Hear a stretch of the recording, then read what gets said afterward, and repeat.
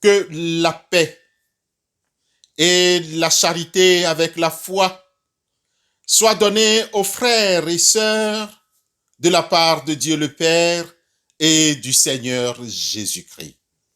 Amen.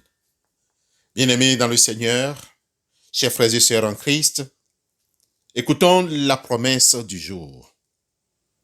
Aucune tentation, bien-aimés, ne vous est survenue qui n'ait été humaine, et Dieu, qui est fidèle, ne permettra pas que vous soyez tentés au-delà de vos forces. Mais avec la tentation, il préparera aussi le moyen d'en sortir afin que vous puissiez la supporter. Amen.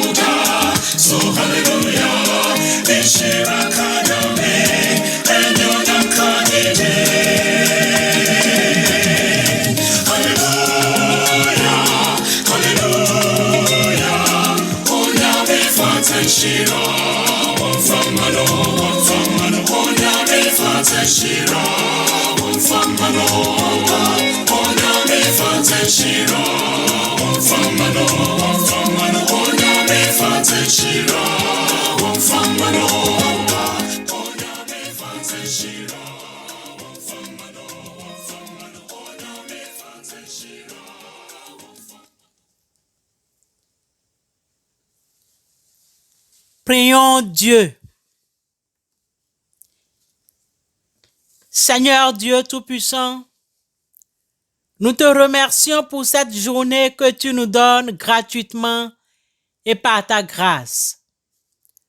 Nous venons à toi, Père, ce jour car nous reconnaissons que malgré notre bonne volonté, nous ne pourrons résister à la tentation si ton Esprit Saint ne nous assiste.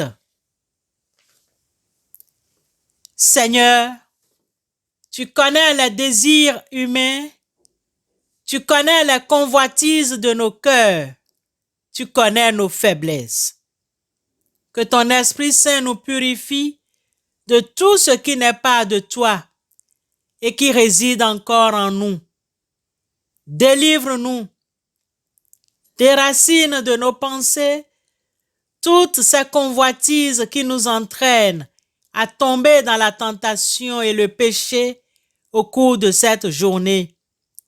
Que ta volonté, rien que ta volonté soit faite en nous ce jour pour l'amour de ton Fils unique, notre Seigneur et Sauveur Jésus-Christ. Amen.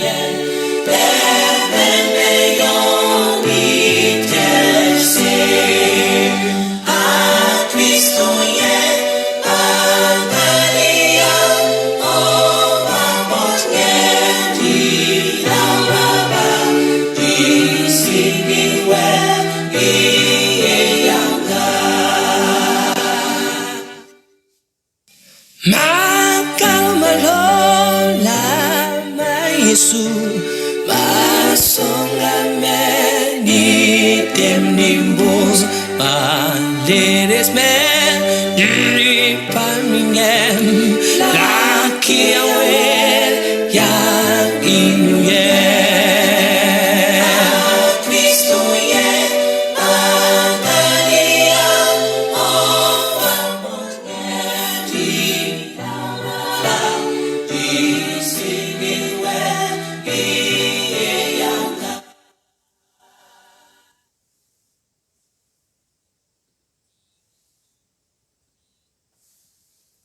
Le texte qui fait l'objet de notre méditation ce matin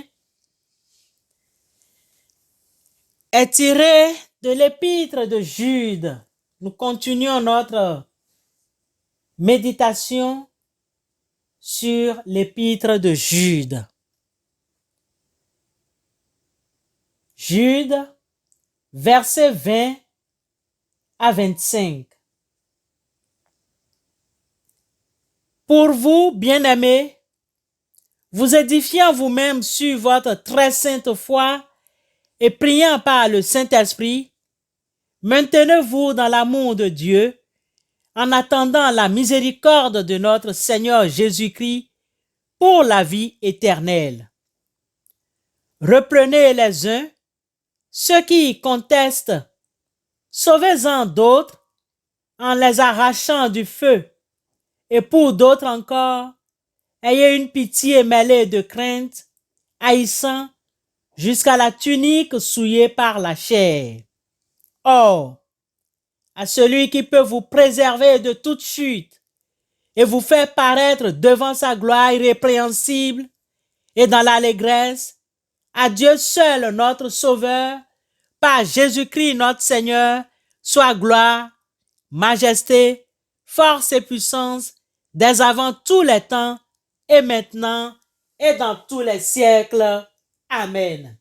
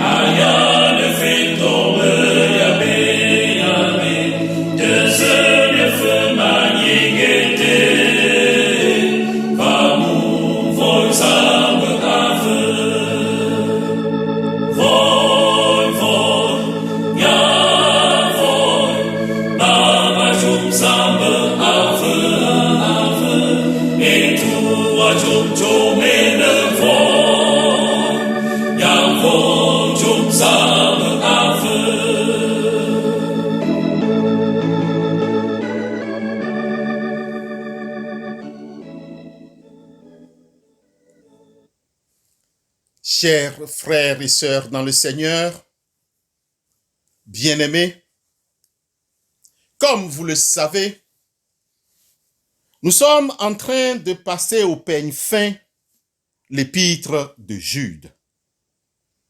Au titre de rappel, il faut noter que le livre de Jude fait partie des 5 livres de la Bible qui n'ont qu'un seul chapitre. Il s'agit de Abdias, 2 et 3 Jean et Philémon, puis Jude que nous sommes en train d'étudier. Dans ce dernier, c'est-à-dire Jude, le frère du Seigneur, frère de Jésus-Christ, tire la sonnette d'alarme sur les impies qui se sont glissés dans l'Église au 1er siècle de notre ère. Jude nous prévient encore, car il en existe dans nos églises aujourd'hui dans nos communautés. En d'autres termes, il met un accent particulier sur l'état de la chrétienté actuelle et le jugement qu'elle va s'attirer. Aussi, nous exhorte-t-il à prier par le Saint-Esprit à effet de nous conserver dans l'amour de Dieu, la miséricorde du Seigneur pour la vie éternelle. Nous sommes exhortés, chers frères et sœurs, pour la foi, l'amour et la persévérance, malgré les tentations, malgré les impies qui se sont glissés, tout en sachant que Dieu s'occupe du méchant et de ses manipulations. Les versets 20 à 25 que nous abordons ce matin nous exhortent à édifier notre sainte foi et prier Dieu par le Saint-Esprit qui a donné dans nos cœurs un amour venant de lui-même.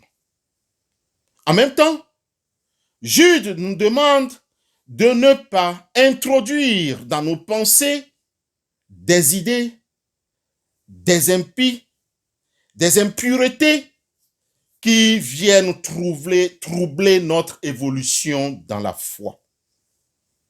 Mon frère, ma sœur, vous ou toi qui m'écoutes aujourd'hui, pour la vie éternelle, nous tous ensemble, maintenons la miséricorde de Dieu, la foi, l'amour et l'espérance.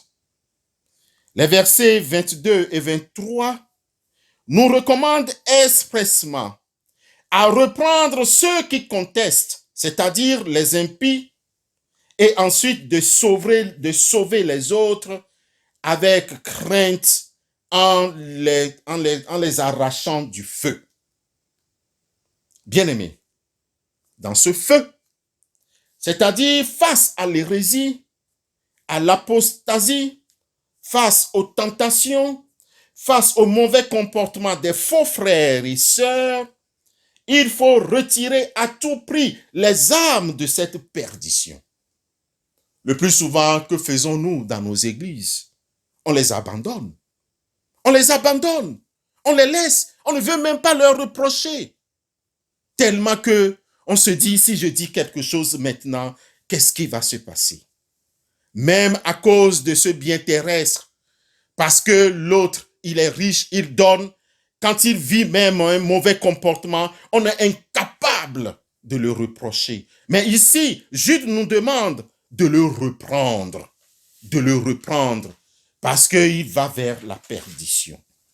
Toi qui m'écoutes et qui es encore lucide, ne collabore pas avec ces hommes ou ces femmes.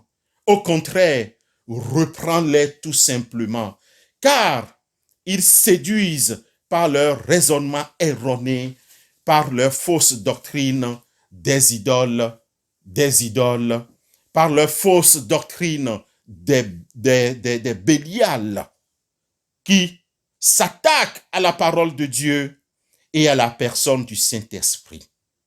Quelle part a le fidèle avec l'infidèle? Bien-aimés, nous devons cesser, et tel que nous le disons depuis lundi, on est en train de commencer par déconfiner. Et bientôt, nous allons nous retrouver avec nos communautés. Nous devons cesser de caresser le péché. Nous devons cesser et nous devons dire réellement, appeler chat, chat, et dire la vérité dans nos églises. Contre quoi que ce soit, disons-nous la vérité. Ayons quand même le courage de dénoncer les faux comportements. Oui, ceux qui s'introduisent pour déranger l'évolution de nos églises. Mon frère, ma sœur, encore une fois, toi qui m'écoutes ce matin, la Bible déclare que les chrétiens que nous sommes, la Bible dit que nous sommes le temple de Dieu vivant. Dieu l'a dit. Et Dieu confirme que j'habiterai et je marcherai au milieu de vous. Je serai votre Dieu et vous serez mon peuple.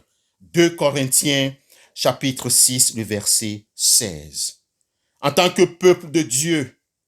Et si Dieu marche avec nous, est-ce que nous devons encore admettre des tentations dans nos églises? Frères, sœurs, il y a trop de tentations dans nos communautés.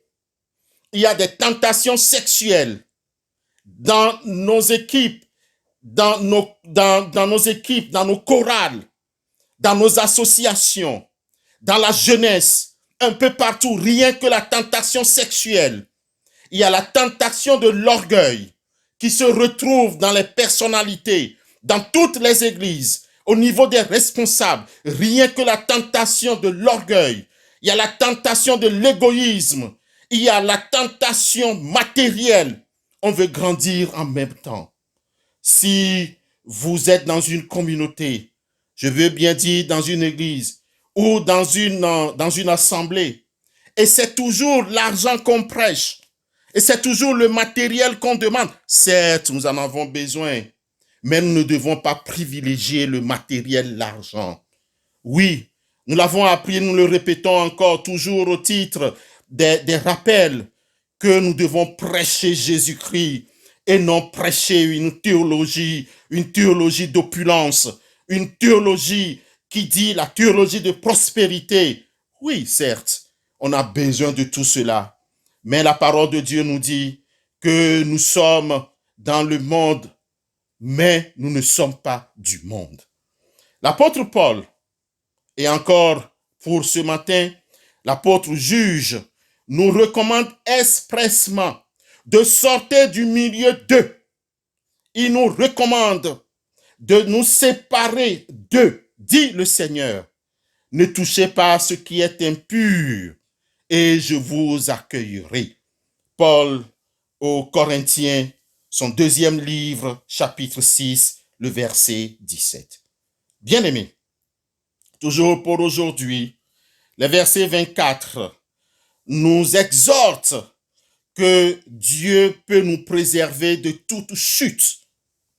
Dieu peut nous faire paraître devant lui dans sa gloire irrépréhensible et dans l'allégresse. Tu veux avoir cette gloire, tu veux passer devant Dieu aujourd'hui, ce matin, tu veux passer devant lui, cesse tout simplement ton orgueil. Cesse tout simplement tout ce qu'il y a. Il faut faire le discernement, discerner ce qui te tente, tu connais bien. Frères et sœurs en Christ, le malin sème sur notre vie chrétienne plusieurs obstacles et embûches.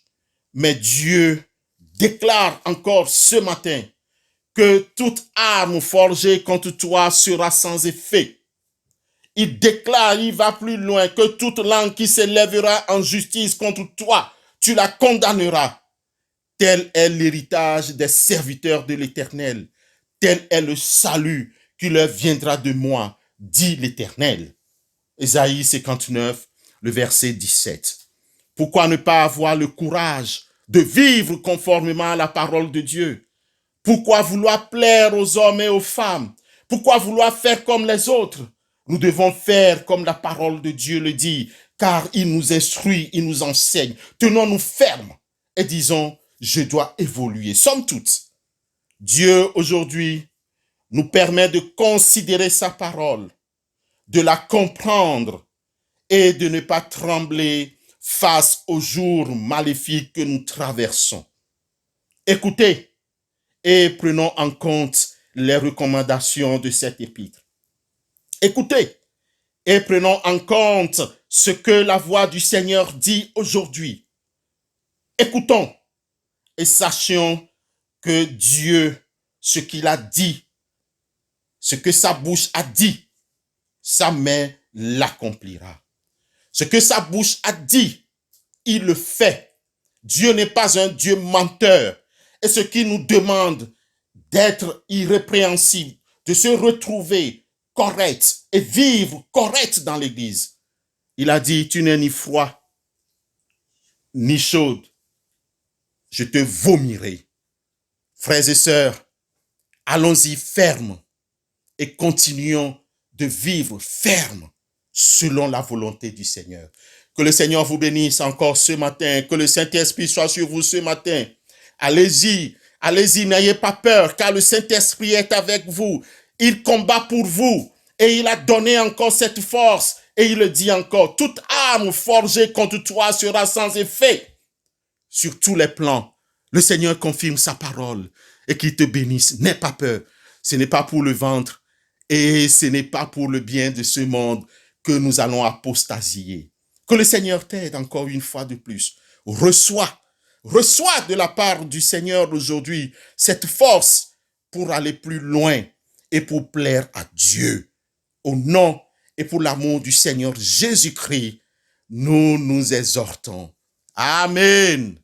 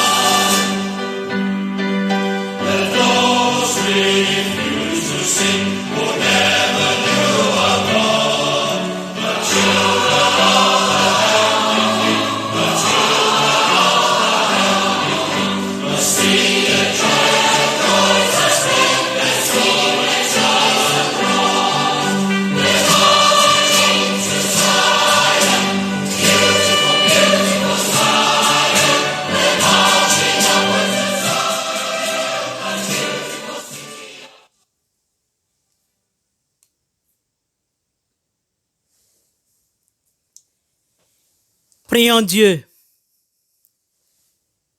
Seigneur Dieu, tu es le Dieu d'amour, le Dieu vivant, et tu fais toutes choses à merveille dans notre vie. Béni sois-tu pour ta parole, car ta parole est la vérité. Donne-nous la force et la puissance de ton Esprit Saint de marcher selon ta parole et de faire ta volonté. Car avec toi, nous pouvons, Seigneur, y arriver. C'est pourquoi nous comptons sur toi. Tiens-nous par les mains et donne-nous, Seigneur, de te plaire. Donne-nous, Seigneur, de refuser de plaire aux hommes, car mieux vaut plaire à Dieu que de plaire aux humains. Donne-nous le courage de faire ta volonté et de quitter le monde et de vivre conformément à ta parole. Seigneur, nous te prions de diriger nos pensées et de nous aider à aller vers tout ce qui est juste, pur, vertueux et digne d'approbation. Toi qui connais et qui sais orienter nos cœurs, inscris en nous un profond dégoût pour cette addiction dans nos églises, dans nos cœurs et dans le monde qui nous entraîne à pécher contre toi. Que tout objet fait de tentation cesse dans notre vie pour l'amour de ton Fils. Père éternel, nous te demandons de nous tenir par les mains et nous te demandons de nous aider à réussir. Nous ne te demandons pas de réussir dans la vie, mais au contraire, nous te prions, toi, vrai Dieu, de nous aider à réussir notre vie, de réaliser avec toi et ton aide nos rêves d'amour sur nous-mêmes. Dirige et pourvois aux besoins des veuves, des veufs, des orphelins, des sans-abri, des enfants, des étrangers. Père, nous te prions que ta lumière sainte nous éclaire dans ce monde ténébreux, tel que ta parole l'affirme dans Marc 11, 24, que tout ce que vous demanderez en priant, croyez que vous l'avez reçu et vous le verrez s'accomplir. Ainsi soit-il, maintenant et à jamais. Amen.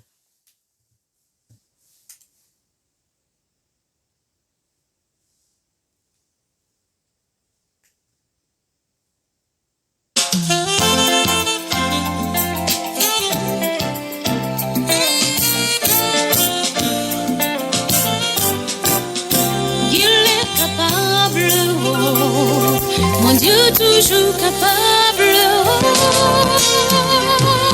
Mon Dieu toujours capable, capable de tout faire. Ce qu'il dit, il le fait. Il n'est pas une moque de terre. Mon Dieu toujours capable, capable de tout faire. Ce qu'il dit, il le fait. Il n'est pas une moque de terre. Non, non. Il n'est pas le Dieu d'amour. Même il est le Dieu, il peut tout pour toi.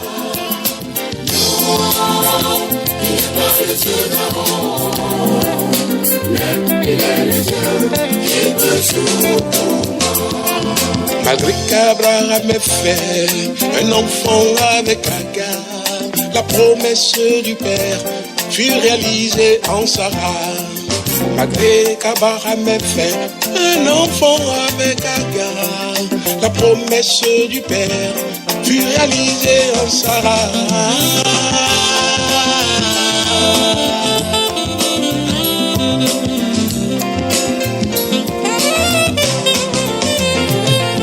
Si Dieu te fait la promesse de te bénir, oh mon frère, espère toujours en lui, jamais il ne se renie. Si Dieu te fait la promesse de te bénir, oh ma sœur, espère toujours en lui, jamais il ne se renie. Non, non, non, non, non. Il n'est pas le Dieu d'avant. Il n'est pas le Dieu d'avant. Il peut tout pour toi. Non, non, non, non. Il n'est pas le Dieu d'avant. Même il est le Dieu. Il peut tout pour toi. Non, non, non, non. Il n'est pas le Dieu d'avant. Même il est le Dieu. Il peut tout pour toi. Au reste, frères et sœurs dans la foi, écoutez l'exhortation et recevons la bénédiction du Seigneur d'après le livre de Philippiens au chapitre 4, le verset 9. Ce que vous avez appris, reçu et entendu, et ce que vous avez vu en moi, pratiquez-le, et le Dieu de paix sera avec vous. Allez dans la paix et dans la joie de notre Seigneur et Sauveur Jésus-Christ. Amen.